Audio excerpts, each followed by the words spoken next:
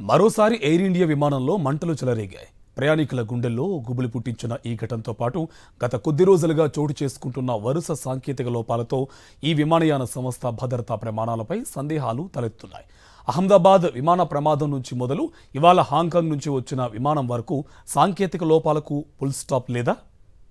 మంగళవారం హాంకాంగ్ నుంచి ఢిల్లీకి వచ్చిన ఎయిర్ ఇండియా విమానం AI315 ల్యాండ్ అయిన కొద్దిసేపటికే ఆక్సిలరీ పవర్ యూనిట్లో మంటలు చెలరేగాయి. గ్రౌండ్ సిబ్బంది త్వరితగతిన స్పందించడంతో పెను ప్రమాదం తప్పింది. దీనిపై DGCA దర్యాప్తునకు ఆదేశించింది. ఇది ఈ వారంలోనే మూడో సాంకేతిక లోపం.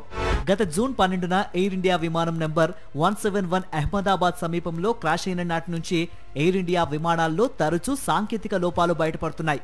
అహ్మదాబాద్ విమాన ప్రమాదంలో ఇంజిన్ ఫ్యూయల్ కంట్రోల్ స్విచ్లు రన్ నుంచి కట్ ఆఫ్ కి మారినట్లుగా బ్లాక్ బాక్స్ డేటాలో రికార్డ్ అయినట్లు ప్రాథమిక నివేదిక వెల్లడించింది.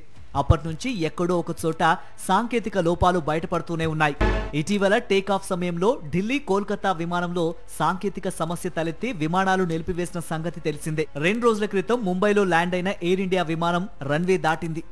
ఇంజిన్ లోపాలు, ఫాడెక్ ఫెయిల్యూర్లు, ఫ్యూయల్ లీకులు వెరసి గత 6 నెలల్లో కనీసం 9 సాంకేతిక లోపాలు వెలుగు చూశాయి.